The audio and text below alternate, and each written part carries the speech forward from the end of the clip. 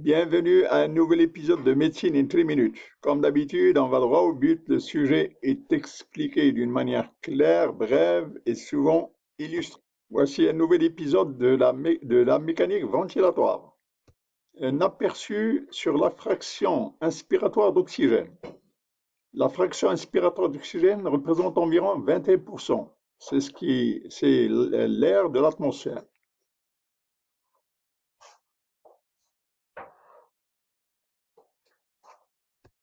Au cours de la mécanique ventilatoire, il y a une sorte d'équilibre entre l'oxygénation et la minute ventilation. Alors, l'oxygénation, elle est tributaire de deux facteurs, le PIP et la fraction inspiratoire d'oxygène.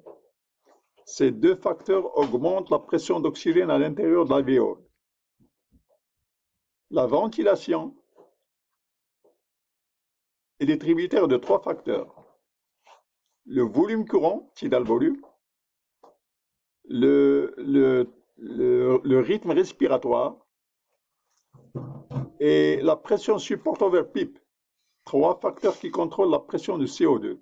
Et ces facteurs, quand ils augmentent, ils vont entraîner une diminution de la pression de CO2.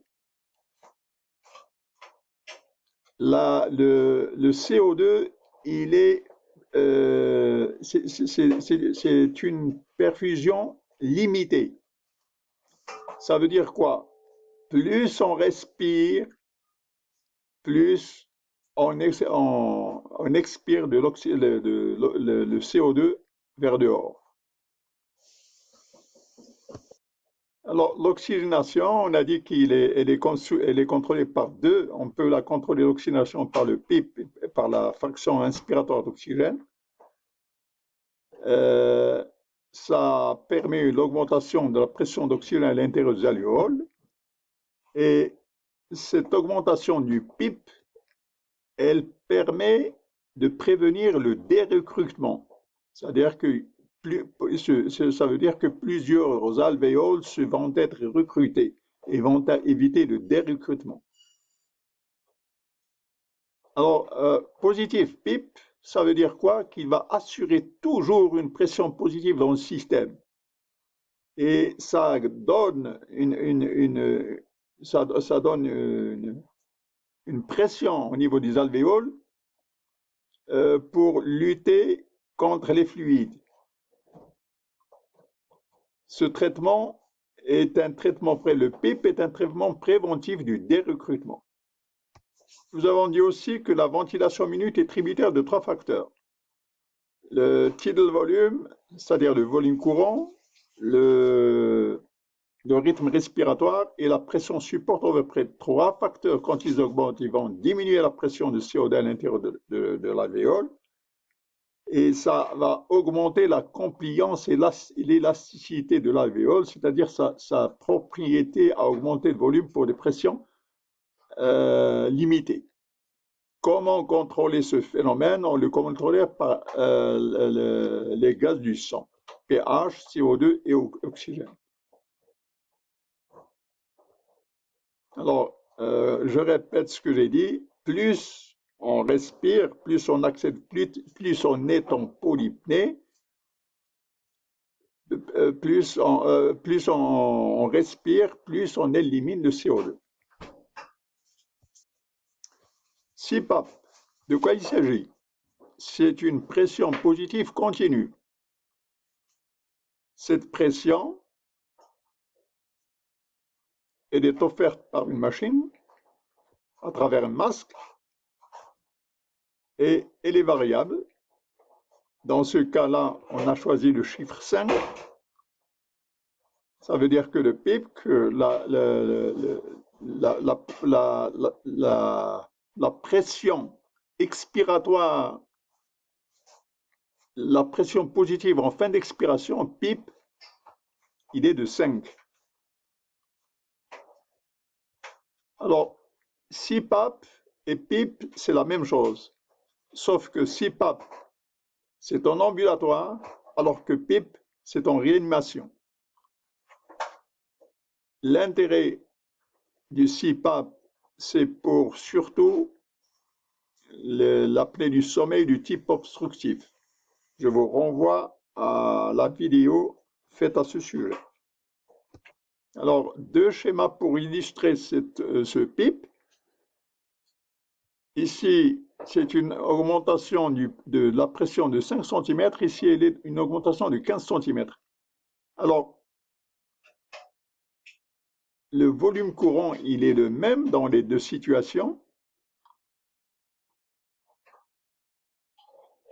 Mais ce qui varie, c'est la surface d'échange alvéolo-capillaire qui est augmentée quand la pression augmente à 15 cm. Regardez, ici dans le jaune, il n'est que de 5. Ici, à 15, c'est toute cette surface.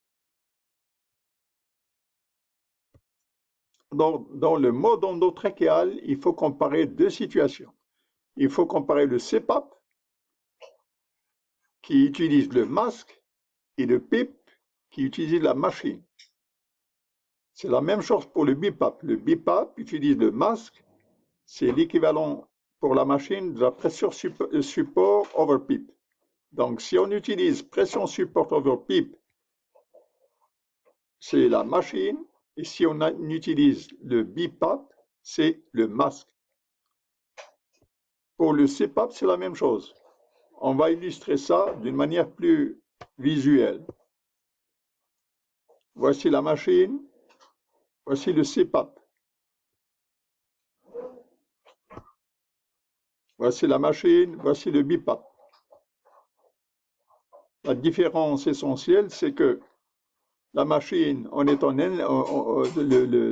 la personne est soit dans le coma, soit anesthésite, et sa conscience, il a perdu, il n'est pas à l'état d'éveil, alors que le BiPAP, il est à l'état d'éveil. Et c'est la même chose. C'est la même chose pour le CPAP. Ici, il est inconscient. Ici, il peut être conscient. Qu'est-ce que c'est que le BiPAP? B-level positive airway pressure. Alors, ici, c'est le PIP, 5 cm qu'on a dit. Alors, cette pression additionnelle au-dessus du PIP est la pression support over PIP. Donc, ici, c'est le PIP.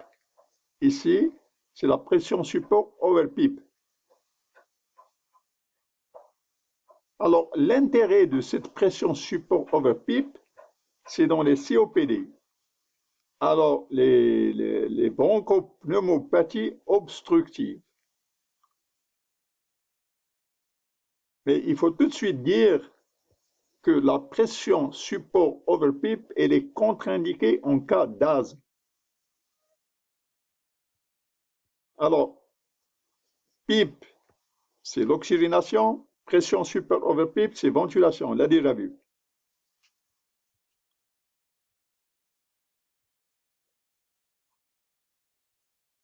Quand la pression support a été supprimée, l'élasticité du poumon, elle retourne à sa situation d'origine. Et ce retour, c'est lui qui assiste la ventilation, c'est lui qui permet au CO2 d'être dégagé. C'est lui qui favorise la ventilation. Alors ici, nous sommes en présence d'une courbe. Ce côté, c'est à propos des pressions. Ici, c'est à propos des volumes. Alors, le volume courant, il est fixé à 500. Le PIP, la pression de base, elle est de 5. Ici, dans cet exemple, en manipulation, on peut l'augmenter. Là, on peut l'augmenter à 10, à 15, etc. Alors, ce qui est ici, c'est l'inspiration. Ici, l'expiration. Alors, cette fin d'expiration, il y a ce point qui est négatif. Alors, ce point qui est négatif, ça veut dire quoi? Ça veut dire que c'est le patient qui a déclenché l'inspiration. Quand la pression à ce niveau est négative, ça veut dire que c'est le patient qui a déclenché l'inspiration. Par contre, ici, la pression est positive. Alors, l'inspiration n'est plus déclenché par le patient, mais il est déclenché par la machine. Dans cette situation, il s'agit soit d'un comateux ou de quelqu'un en anesthésie profonde. La pression elle est positive, c'est la machine qui supplie, qui déclenche, qui trigger l'inspiration. Alors qu'ici, la pression elle est négative, c'est le patient qui déclenche l'inspiration.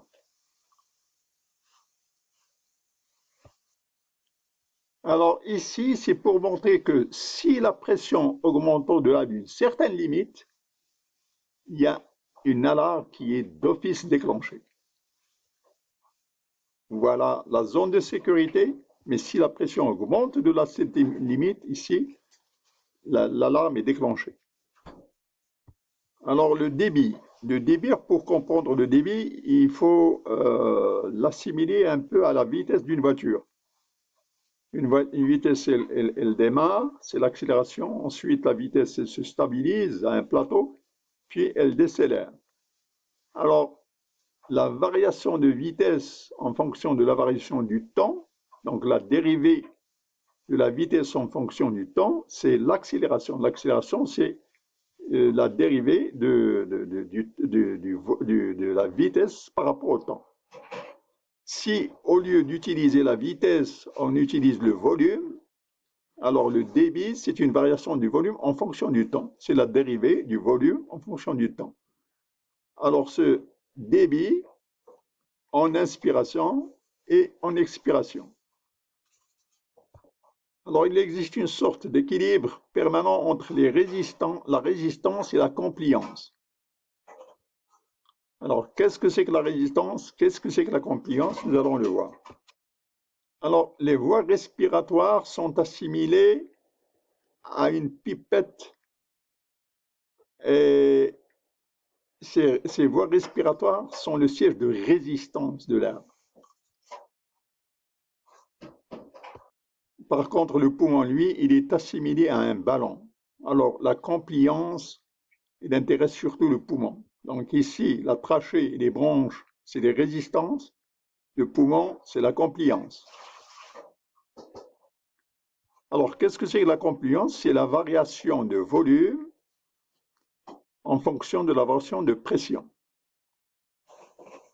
Si ici, nous sommes en présence d'un grand volume, d'une grande variation de volume, pour une petite pression, on dit que la compliance est augmentée. Dans ce cas-là, la pression est forte pour un petit volume, on dit que la compliance est faible. Alors cette courbe, c'est pour illustrer la pression. Alors ce pic de pression, ici il y a ce qu'on appelle la pression plateau. Et ici, le pic de pression. Entre la pression plateau et le pic de pression, cette zone, ça s'appelle la résistance.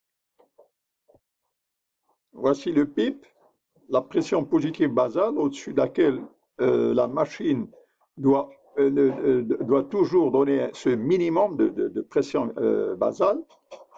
Ensuite, il y a un pic inspiratoire. Ce pic inspiratoire, c'est lui qui détermine la résistance.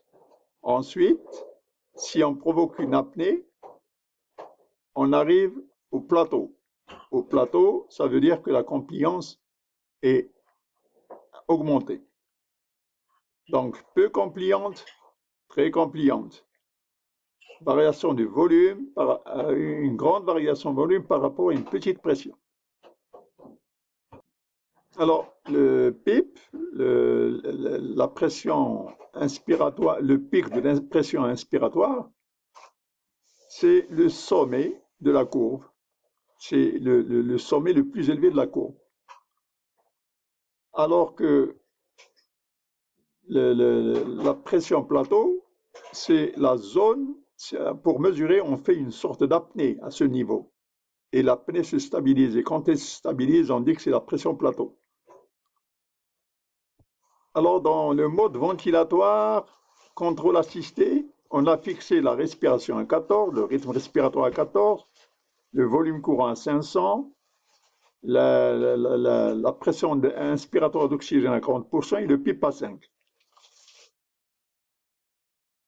Alors, quand on contrôle le volume, on garde l'œil sur la pression. Si la pression augmente au-delà d'une certaine limite, eh bien, une alarme est déclenchée. Et quand l'alarme est déclenchée, voilà la question du clinicien qui se pose. Est-ce qu'il s'agit d'un pic de la pression ou un plateau de pression? C'est deux questions qui vont se poser pour savoir, s'agit-il d'un pic de pression ou d'un plateau de pression? Il faut essayer les deux paramètres qu'il faut tout de suite penser après l'alarme. Nous arrivons ensuite au phénomène de ventilation pulmonaire par opposition à la ventilation alvéolaire. Alors, la signification de l'augmentation de la pression, de la pic pression, de la pression du pic. Quand cette pression du pic est élevée, ça veut dire quoi? Ça veut dire qu'il y a une augmentation des résistances de l'air. Et cette situation peut se produire soit dans un asthme, soit s'il y a une augmentation des sécrétions du mucus, ou tout simplement s'il y a un artefact sur la voie sur le tube endotrachéal qui provoque une occlusion de ce tube. Par contre,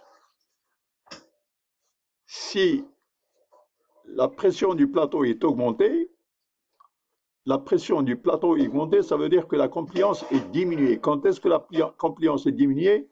Il y a 4 situations. Tension pneumothorax, œdème pulmonaire, pneumonie et ARDS. Alors, pression pulmonaire par rapport à pression alvéolaire. Pression pulmonaire, pression alvéolaire. Quelqu'un qui respire d'une façon haletante, une polypnée rapide, en fait, qu'est-ce qu'il fait? Il ne fait que ventiler les bronches. L'air ne parvient pas, n'a pas suffisamment de tube pour arriver et diffuser à travers l'alvéole. Par contre, une personne qui respire profondément, l'air et lentement, si la personne qui respire lentement et profondément, ça améliore la diffusion du CO2 et ça permet d'éliminer le CO2. Alors, ça, c'est la ventilation alvéolaire et ça, c'est la ventilation pulmonaire. Un dernier élément qu'il faut enfin préciser, c'est ce que c'est que l'autopipe. Alors, l'air qui est piégé, quand on accélère le rythme respiratoire, quand on élève le rythme respiratoire, le patient, il piège de l'air dans ses alvéoles, c'est ce qu'on appelle l'autopipe. Voici une respiration normale en pointillé, et ici, l'air qui est piégé, il va entraîner l'autopipe. Nous sommes ici en expiration, ici nous sommes en inspiration. À quoi s'en tenir comme risque en matière de ventilation mécanique? Eh bien, si on augmente le rythme respiratoire, on peut provoquer, c'est dangereux dans l'asthme et dans la COPD, les bronchopneumopathies chroniques, on peut provoquer l'autopipe et on peut piéger l'air à l'intérieur des alvéoles. Si on augmente le volume courant, c'est très mauvais pour la RDS. Si on augmente la fraction inspiratoire d'oxygène, ça donne le barotraumatisme.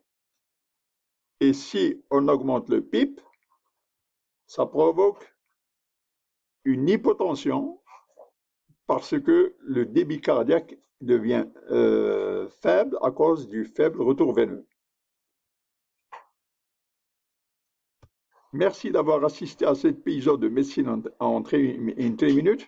Voulez-vous cliquer le bouton like et si vous n'avez pas adhéré de le faire, vos suggestions sont toujours bienvenues. Merci.